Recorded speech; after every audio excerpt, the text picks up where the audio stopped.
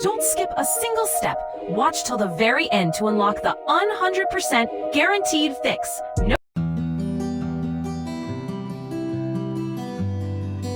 Step 1. Check remastered installation integrity.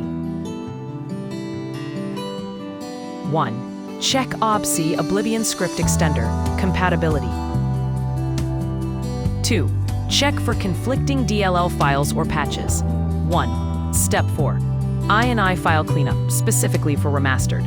5. ENB or graphics mods conflict. 6. LAA large address aware patch handling.